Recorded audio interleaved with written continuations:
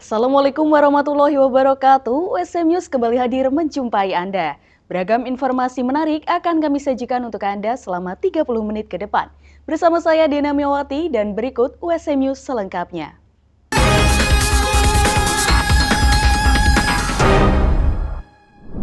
Menyambut arus mudik Lebaran 2025, PLN Unit Induk Distribusi Jawa Tengah dan Daerah Istimewa Yogyakarta melakukan pengecekan charging point yang ada di wilayahnya. Hal ini menjadi upaya PLN dalam mendukung penggunaan kendaraan listrik selama mudik Lebaran berlangsung. General Manager PLN Unit Induk Distribusi Jawa Tengah dan DI Yogyakarta Sugeng Widodo beserta jajaran melakukan pengecekan kesiapan charging point di rest area Pantura, Jawa Tengah. Pengecekan dilaksanakan pada stasiun pengisian kendaraan listrik umum atau SPKLU dan stasiun pengisian listrik umum SPLU pada rest area 252A Brebes, 275A Tegal, 287A Tegal, 379A Batang, dan 391A Kendal. Menurut Sugeng, hampir seluruh rest area di tol Trans Jawa telah dilengkapi SPKLU dan SPLU. Pihaknya terus berkomitmen untuk meningkatkan layanan untuk menunjang ekosistem EV.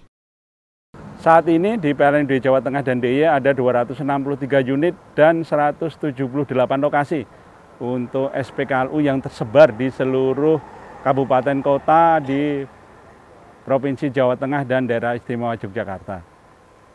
Kami berharap sebagai wakil pemerintah, kami akan terus memperbaiki layanan, kami akan memfasilitasi kenyamanan Bapak Ibu menggunakan kendaraan listrik dengan SPKLU yang handal, SPKLU yang mampu memenuhi kebutuhan pengecasan kendaraan listrik Bapak Ibu sekalian. Dalam perjalanannya dari Bogor menuju Semarang, sebagai pengguna EV, Yanuar turut mengapresiasi langkah yang dilakukan PLN. Baginya, ketersediaan SPKLU di berbagai titik membuatnya tak khawatir melakukan perjalanan jauh dengan mobil listrik. Kami berdua dari Bogor, tujuannya mau ke Semarang. Saat ini saya menggunakan kendaraan EV, di mana saya melakukan pengisian di KM 252. Di sini sudah tersedia DC charger dan AC charger.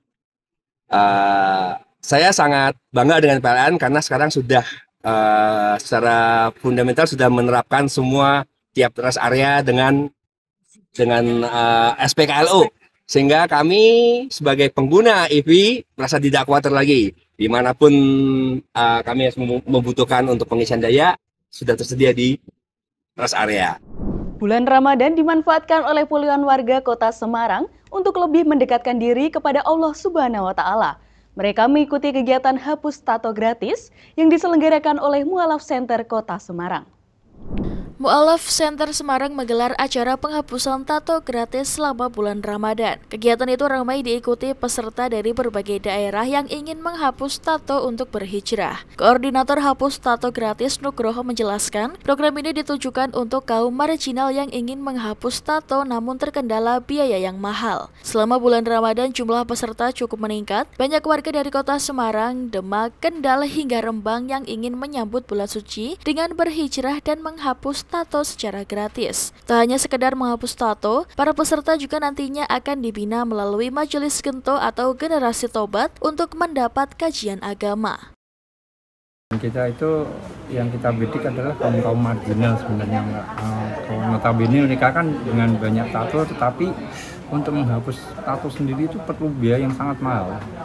Berawal dari situlah kami Mu'alaf Center Semarang ini berupaya untuk menggalangkan dana untuk membeli alat menghapus tato laser tersebut. Akhirnya terkumpul dana, kita beli dan kita laksanakan kegiatan ini. Ini yang udah yang ke-6 kali lah.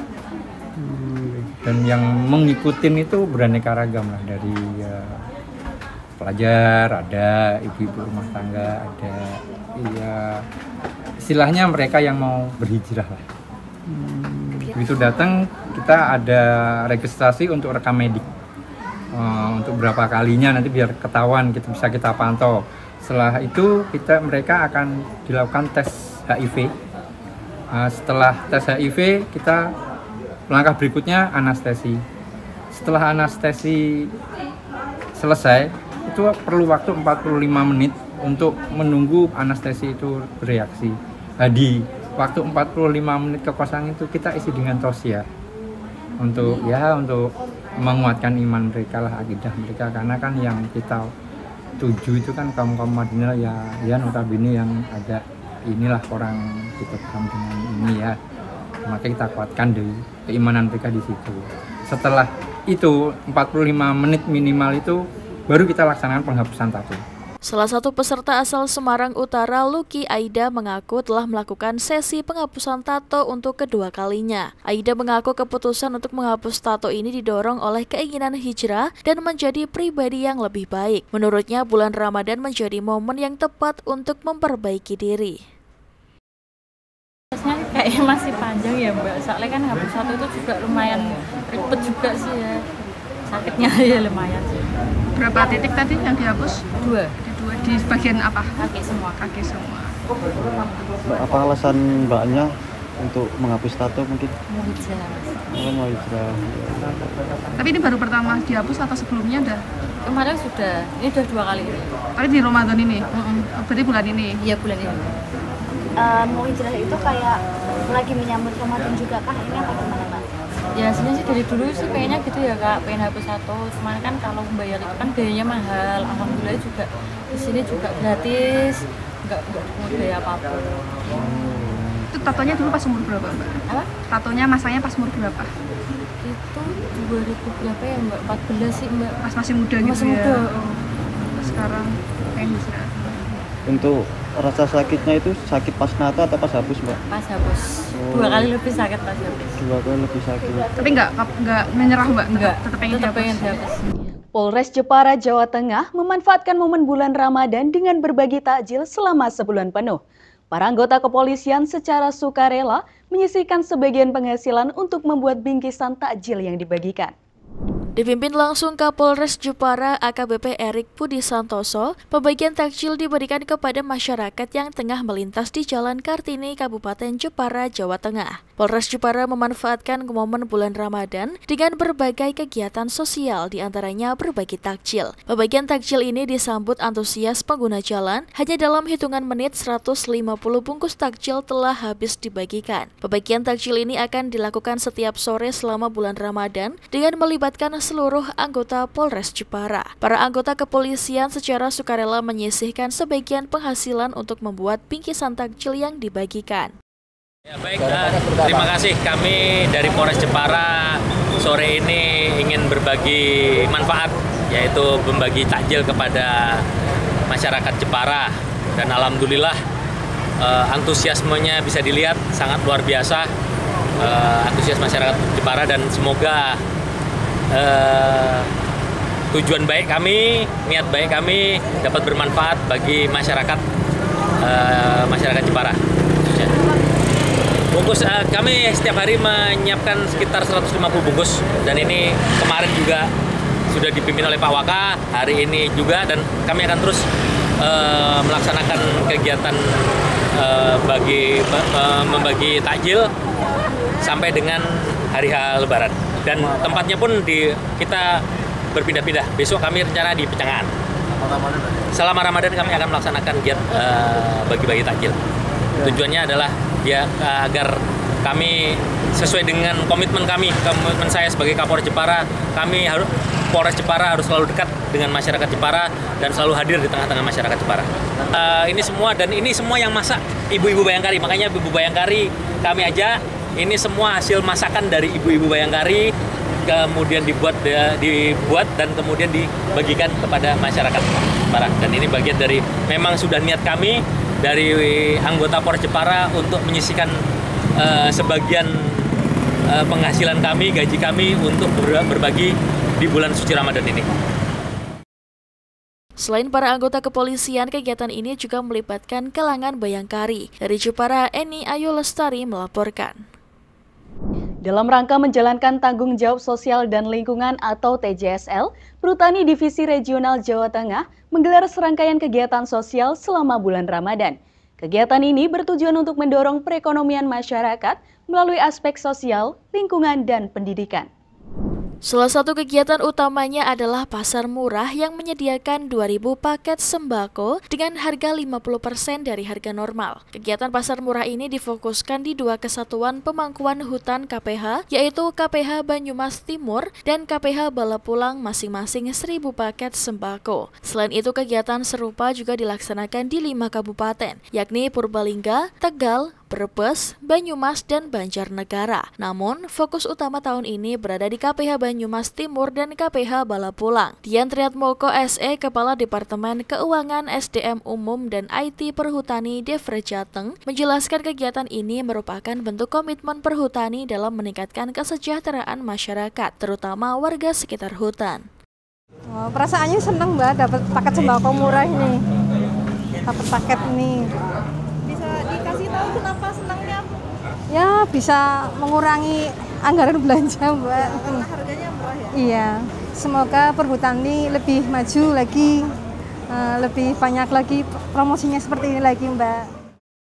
Selain pasar murah, perhutani Devre Jateng juga mengadakan kegiatan kemanusiaan lainnya, seperti penyaluran Al-Quran ke seluruh wilayah divisi regional Jateng. Kegiatan pasar murah melibatkan UMKM lokal sekaligus memberikan dukungan bagi pelaku usaha kecil dan menengah. Kegiatan ini juga bertujuan untuk memperkuat hubungan antara perhutani dan masyarakat sekitar. Acara pasar murah itu juga kita menghadirkan beberapa UMKM gitu ya, UMKM yang di situ kita gandeng bisa berjualan di lokasi pasar murah dan beberapa produknya kita beli.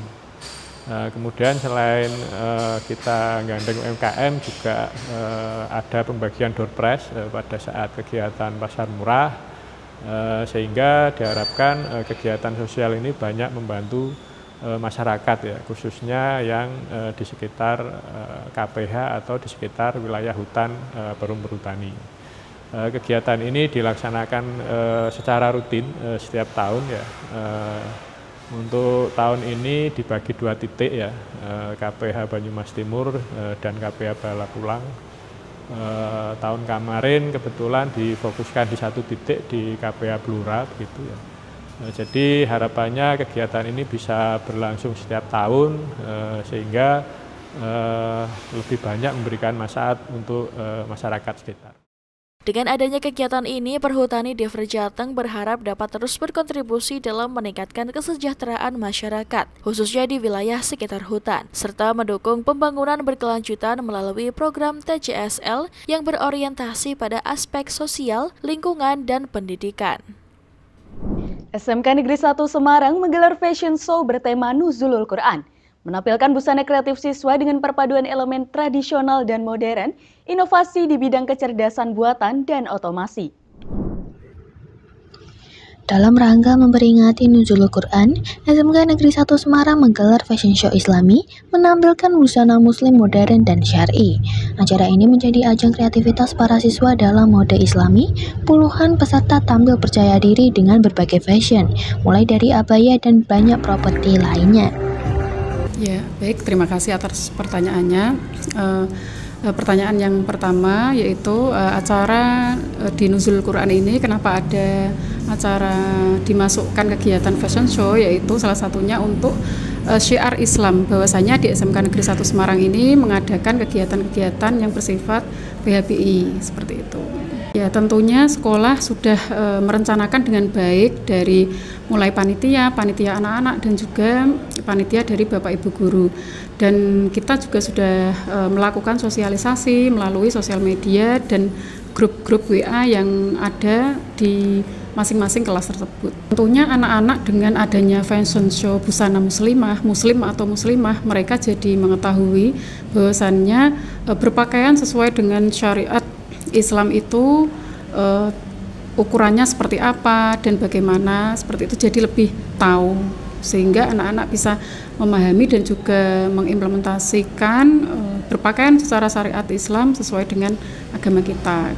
Antusiasnya sangat luar biasa, ditunjukkan dengan model baju-baju muslim-muslimah yang mereka pakai di acara fashion show tadi.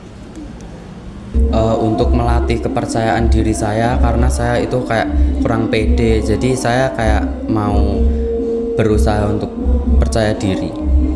Sejujurnya saya juga merasa sedikit gugup gitu, karena ya walaupun ini nggak yang pertama kali, cuma ya kan pertama di SMK ini, tapi cuma kita harus pede, yakin pada diri sendiri ya. Awalnya memang ada, tapi kayak dari teman-teman membantu cara berpakaiannya. Mungkin lebih diyakinin aja sama pedenya, terus kalian banyak-banyak latihan sebelum maju tampil biar nggak gugup banget ya. Dewan juri menilai berdasarkan kreativitas, kesesuaian syariat, dan kepercayaan diri. Selain memperingati nuzul Quran, acara ini juga mengajarkan siswa pentingnya berbusana sesuai ajaran Islam tanpa meninggalkan estetika. Bazar Ramadan kembali digelar di lapangan SMK Negeri 4 Semarang.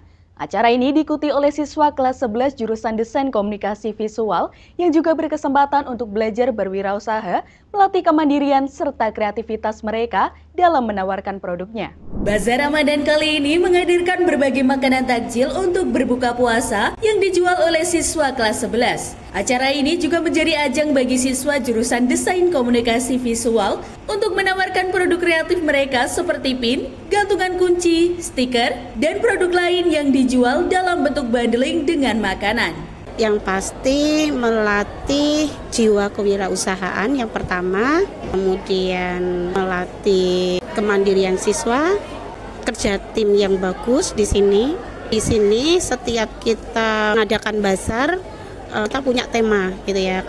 Kebetulan tema yang kita angkat adalah bundling, jadi paket gitu. Jadi kita khususkan untuk tema di bazar ini paket dengan produk kreatif dari DKV ya. Di sini banyak produknya, ada pin, gantungan kunci, kemudian hook ya, itu kita buat sendiri, kemudian kita jual di bazar. Dengan adanya Bazar Ramadan, diharapkan para siswa termotivasi untuk berwirausaha dan semakin kreatif dalam menciptakan produk. Namun bazar kali ini tak hanya untuk belajar berwirausaha, mereka juga diharapkan dapat mengembangkan komunikasi dan memanajemen bisnis.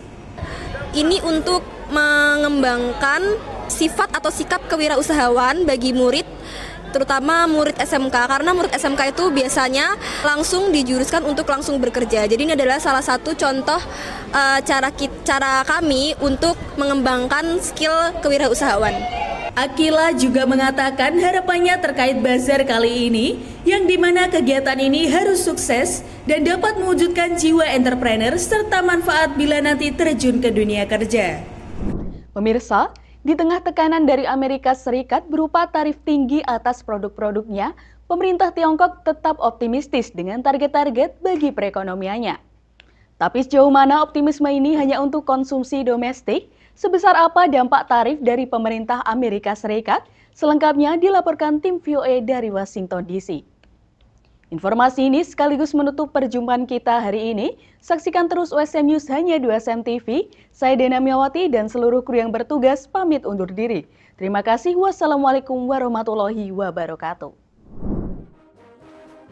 Pertemuan tahunan Parlemen Tiongkok diselenggarakan dengan penuh optimisme di tengah berbagai persoalan di negara dengan perekonomian terbesar kedua di dunia tersebut. Tiongkok tetap memproyeksikan pertumbuhan ekonomi sebesar 5% setahun ke depan. 惠民生的需要，也有经济增长潜力和有利条件支撑。 Pertemuan kali ini dibayangi tarif baru dari pemerintah Amerika Serikat di bawah Donald Trump. 行有不得，反求诸己。美国应该复盘一下，你们从这些年的关税战、贸易战中得到了什么？ Dalam pidato kenegaraannya di depan Kongres Amerika, Trump menegaskan kembali perlunya memberlakukan tarif kepada negara yang dituduh melakukan praktik dagang tak adil terhadap AS. Other countries have used tariffs against us for decades, and now it's our turn to start using them against those other countries. Seperti saat masa jabatan pertamanya dulu, sasaran tarif terbesar dari pemerintah Trump adalah Tiongkok. Sejak menjabat, Trump telah 2 kali menetapkan tarif ke Tiongkok. Tarif pertama sebesar 10% aktif pada 4 Februari lalu, kemudian tambahan 10% pada 4 Maret. Pada kampanye Pilpres 2024, Trump sebut ia akan terapkan tarif 60% ke Tiongkok. Tiongkok akhirnya merealisasi ancaman tarif balasan diawali dengan tarif atas produk pertanian AS. Tapi menurut analis, tarif balasan ini relatif lunak. Whereas Trump's tariffs were across the board, the People's Republic of China's were much more selective and directed at specific industries and activities, specific products. Guna bertahan melawan tarif, Tiongkok mencoba mendongkrak konsumsi domestik, tapi upaya ini menghadapi beberapa kendala. There is still overproduction in China, so exports are still needed by a lot of companies.